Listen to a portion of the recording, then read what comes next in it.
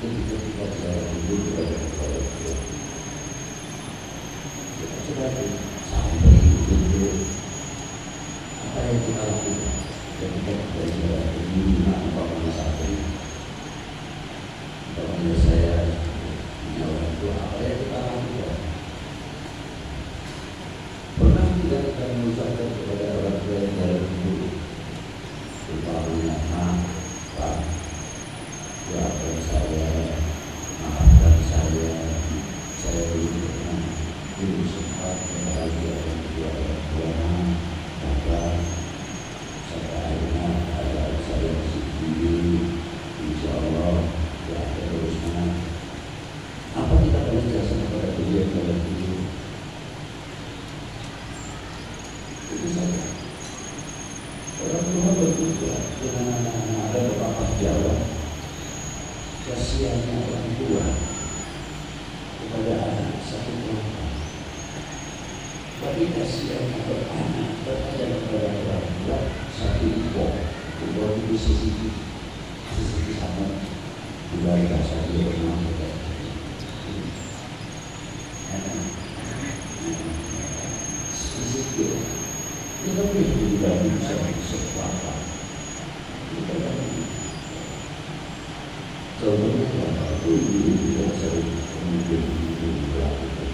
Saking sayangnya sama anak atau itu, ya orang terus anak begini. Ada anak satu yang disenangi ibunya atau anaknya dibungkus tisu, masih ingat kan? Tapi ada belum tentu makan satu atau rezeki banyak. Aduh, coba-coba bisa bungkus naon, bernate, mie, dinner, tersebut, nasi, campur, ramai sekali. Ini tersebut, bersatu betul, mau atau tidak, saya sudah ingat ini besar, kesenangan masa atau kesenangan bapak. Coba orang ini. Saya apa senangnya kedua orang tua? Makannya itu kalau tidak ditahan, mungkin air mata keluar. Beberapa rezekinya kamu sudah yang berjalan kedua orang tua. Semoga kamu begini, semoga kamu begini, masih satu bungkus doanya melebihi gunung. Namanya baru itu. Padahal diukur satu bungkus. Saya mengalami hidup pernah di daerah ini. Orang tua kita sekalian kalau sudah ada setengah dua tampak besar, bawahnya batu sampai bertumpah macam-macam. Belum yang di belakangnya pakai obor begini. Saya tahu sendiri. Itu dia belum jadi dewa sebelum tapi biji pasar kosan malam itu kosan lebih saya itu kalau tidak dengan anak-anaknya bisa apa sampai anaknya di sekolah kan menjadi pejabat, menjadi orang kaya, menjadi tokoh, menjadi sebagainya. Terkadang bapaknya bukan tokoh tapi bisa melahirkan tokoh. Lainnya dia ini semua alamat tapi bisa melahirkan santri yang luar biasa. Santri bobo, bori dari mantu butuh berjaya 100.000, ayat 11.000, 111.000, ayat 40 bahasa sekali kisah lain kayak anak lucu, kumpul tapi kanjut pada santrinya ambil mengambil memanfaat jadi jamaah barager. Itu semua orang punya istilahnya, punya manusia. Lima kalau mulai beberapa anak-anak itu yang itu yang. Nah, bagaimana kita bisa membalas beliau? apa cukup saya ulangi lagi dengan memotong kambing sekian, belum apa-apa. Itu untuk orang tua. Makanya yang namanya menghaul itu bukan untuk kiai bawahan saja. Menghaul itu untuk kedua orang tua itu bagus. Entah itu mengambil 10 orang, 15 orang. Karena jasa beliau, saya bisa jadi seperti ini, bisa jadi ini, jasanya siapa? Orang tua. Itu saja.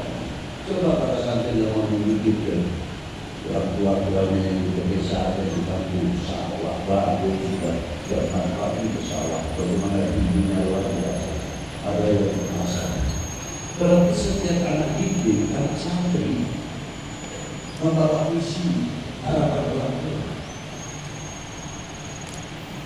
Kalau dia tahu kalau ini membawa misi orang tua begitu payahnya, pasti tidak ada masalah kepada orang tua. Itu soalnya. Dan bagaimana para beliau-beliau itu? Alangkah senangnya apabila anak cucunya kompak, rukun, walaupun tidak punya. Kalau ingin membalas jasa orang tua, kalau belum mampu masalah material, bikin yang kompak, kakak-adik yang rukun, tidak dikongkori, tidak nangkok, tidak menggunakan sembako dan masuk dan pekerjaan ini dan sebagainya. Ini membalas jasa kepada kedua orang tua. Bagaimana terhadap bangsa ini? Bagaimana kepada para pahlawan yang telah memerdekakan bangsa ini dari belenggu jatuh? Mestinya kita malu bercermin kepada para beliau. Ini baru kita kembali ke orang tua saja sudah begitu. Nah, bagaimana para tokoh kita? Apakah beliau-beliau di dalam kuburnya tidak menangis? Paling tidak hanjakal, lebih yang dikandungkan malah haremos, ramai dan sebagainya. Kayak apa beliau-beliau di dalam kuburnya? Nah, kita pertanyaan kalau umat, apakah kita akan menjadi orang yang mengecewakan kepada baginda Nabi, mengecewakan kepada para sesepuh, para ulama, mengecewakan kepada para sesepuhnya, kedua orang tua, para kiainya? Atau kita menjadi bangsa, apakah mau mengecewakan orang-orang beliau-beliau telah memerdekakan dan belum menjajah, sehingga bertanya barisan saka merah putih, lihat merah putih. Dikira hanya berdiri nanggung nyali berdarah-darah. Tidak enak kan? Karena apa? Di dalam merah putih ada 3 hal. Kata itu apa be? Ada kehormatan bangsa, ada harga diri bangsa, ada jati diri bangsa.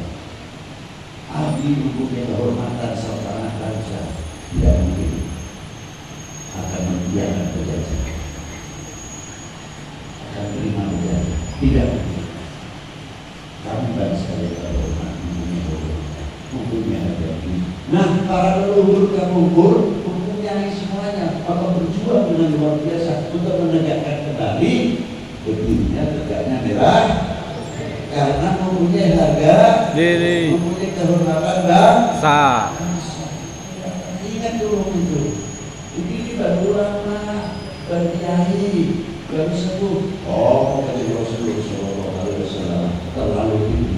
Rasulullah mau kami juga. Ayo, bukan ke pahlawan, bukan ke sepuh. Bagaimana supaya kita ingat kepada beliau. Rasulullah pernah jauh hidup abdi yang dibanding dengan sahur. Urus abdi yang dibulan sahur. Jadi saudara sahur. Kenapa kalau umatnya senang, Rasulullah diberitahu sama Allah Taala. Umatnya dia Muhammad ada di masyarakat. Dulu apa kalau dia ada apa begitu kan? Tapi ketika umatnya pecah belah, mudah dibenturkan, mudah dibenturkan, apa dikira Rasulullah tidak tahu? Rasulullah mengetahui, tahu sama Allah Taala. Bagaimana susahnya kepada Rasulullah? Apakah kita akan menjadi umat yang selalu menyusahkan bagi Nabi Sallallahu Alaihi Wasallam? Ini baru di dunia, nanti di padang mahsyar kayak apa kita sangat mengharapkan syafaat bagi Nabi Sallallahu Alaihi Wasallam. Nah itulah, ini pentingnya maulid Nabi, pentingnya sejarah, pentingnya orang-orang lihat juga Rasulullah sebelum baru Nabi Sallallahu Alaihi Wasallam. Ini saja yang bisa saya sampaikan. Mungkin akan menjadi tiga dunia untuk kita semuanya. Supaya itu bermanfaat di dunia juga dan akhirat. Dan satu kebenaran pertama adalah berusaha mencari asik semoga seperti apa menjadi kebenaran kita.